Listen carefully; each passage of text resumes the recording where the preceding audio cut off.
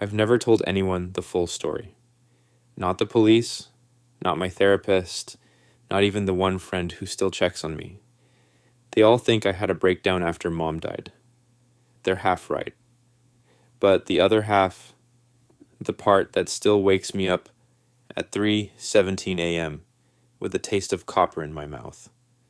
That part started 3 weeks after the funeral. My name doesn't matter. What matters is that I moved back into the house I grew up in, a narrow 2-story Victorian on the edge of a dying mill town in western Massachusetts. October 2023. The leaves were blood red, the air smelled like wet iron, and the silence in that house was so complete you could hear the floorboards breathing. I was 32, freshly divorced, drowning in medical debt from Mom's last 6 months of cancer. The house was paid off, so I quit my apartment in Boston, packed everything into a single U-Haul, and came home to sort through 48 years of someone else's life. I told myself I'd stay 3 months, fix it up, sell it, leave. The first week was just grief, normal grief. I'd open a drawer and find her perfume still clinging to a scarf. I'd hear the creak on the stairs and expect her silhouette with the oxygen tank.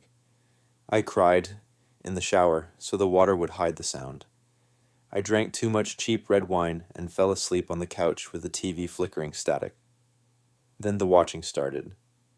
It was subtle, the kind of thing you dismiss because you're already half convinced you're losing your mind. I'd be in the kitchen at 2 a.m. heating leftover lasagna and feel the weight of eyes on the back of my neck. Not like someone in the room, more like someone just outside the window, perfectly still, patient. I'd spin around, heart hammering, and there'd be nothing but the black reflection of myself in the glass. I started closing all the curtains before dusk. The house has 17 windows. I counted. Night 12. I woke up gasping, mouth dry, certain I'd heard the front door open and close. Soft. Deliberate. The way you move when you're trying not to wake someone. I crept downstairs with Mom's old aluminum baseball bat. Every light in the house was off except the stove clock. 3:17 a.m. again. The deadbolt was still locked, chain still in place, but the air smelled different, like damp soil and something sweet rotting underneath. I started sleeping with the bat beside the bed. The noises came next, not the usual old house groans. These were purposeful. Footsteps that stopped the moment I sat up. A single knock inside the wall like someone testing if I was listening. Once, the unmistakable scrape of a dining room chair being pulled out, then pushed back in. I ran downstairs that time screaming, bat raised. Nothing. Just the chair slightly askew, one leg resting on the braided rug the way Mom always hated. I installed cameras. 4 of them. Cheap ones from Amazon, motion activated. I watched the footage every morning like a ritual. Empty rooms, empty hallways. But every single night, between 3:12 and 3:19 a.m., the hallway camera on the second floor would glitch. Just 6 minutes and 43 seconds of snow. Always the same length. Then it would clear and everything would be exactly as I left it. I stopped sleeping. I started talking to them. Out loud. At first it was angry. What do you want? This is my house now. Then it was bargaining. Just let me sleep. Please. Finally it was pleading. I'm sorry. Whatever I did, I'm sorry. They answered on the 19th night. I was in the bathroom, brushing my teeth, staring at my hollow-eyed reflection. The mirror fogged the way it does when someone else is breathing in the room. Slow, steady, not mine. I froze. Toothpaste dripped pink onto the sink. I'd bitten my cheek bloody without noticing. In the fog, letters appeared. Not written, revealed, like a finger had already been moving while I wasn't looking. We never left, I screamed and smashed the mirror. Shards everywhere. My hand bled. I wrapped it in a towel and sat on the bathroom floor until sunrise, rocking, whispering that it was just condensation, just stress, just grief. But the bleeding wouldn't stop. Not really. The cuts were shallow, but every time I changed the bandage, there were new ones.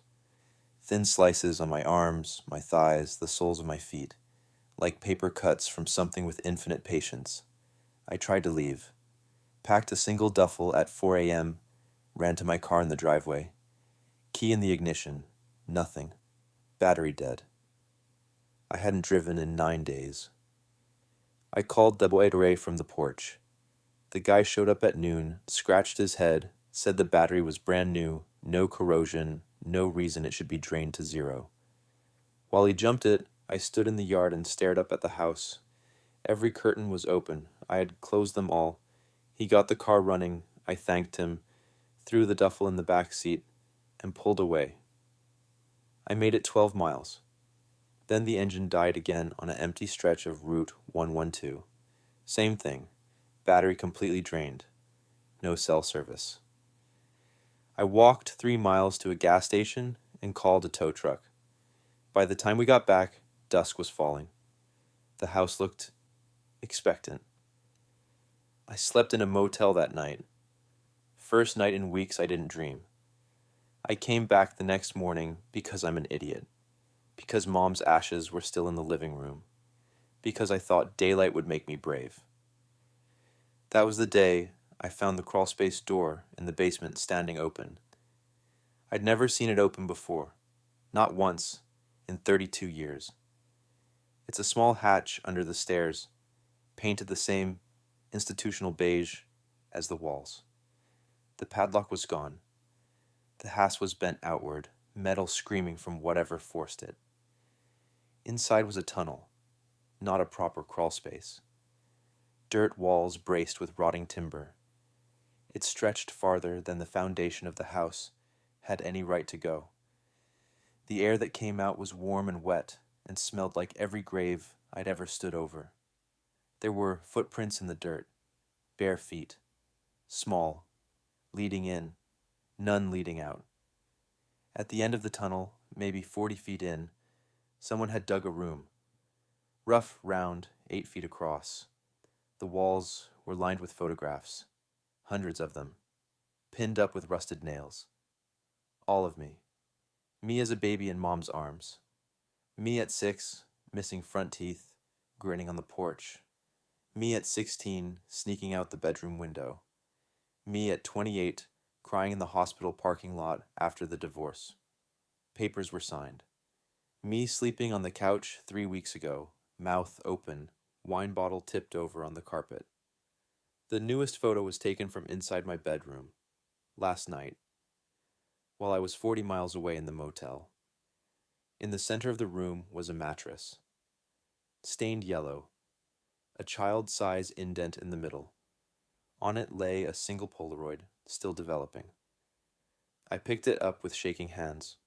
It was me, right then, holding the photo, eyes wide, flash reflecting off wet cheeks I didn't remember crying. Behind me in the picture, just shadows and dirt. But there were shapes, too many limbs, too many mouths smiling the way you do when you finally get what you've been waiting for. I ran, dropped the photo, scrambled back through the tunnel, slammed the hatch, dragged the workbench in front of it. I didn't stop shaking until I was in the car, with the doors locked and the engine screaming down the driveway. I never went back for Mom's ashes. I've been couch surfing for 14 months now. Friends think I'm between apartments. I shower at Planet Fitness. I flinch every time a door creaks. I haven't slept without the lights on since. Sometimes my phone takes photos by itself. Just black frames with the timestamp 3:17 a.m. I delete them immediately. Last week, I woke up on a friend's couch with fresh dirt under my fingernails and a bruise on my forearm, shaped like a small hand. I still have the car. The battery never dies anymore. I think they fixed it for me. They want me to be able to come home whenever I'm ready. And the worst part, the part that keeps me awake, listening for that soft click of the front door I know I locked 3 times. I'm starting to forget what sunlight feels like on my face. I catch myself staring out windows at night, waiting for the curtains to move. Sometimes, when it's very quiet, I almost miss them. They never left. And soon, no one will be watching when they finally take me back. No, there's one more thing I didn't tell you.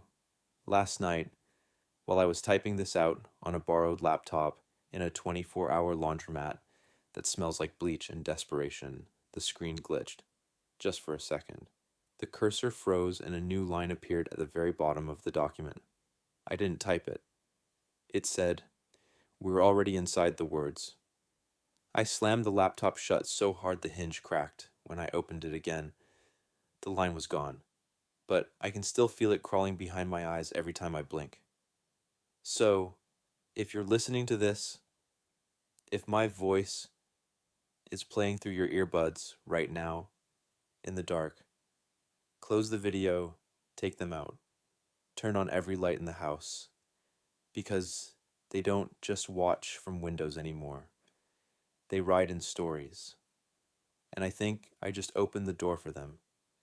You're not alone right now. You never were.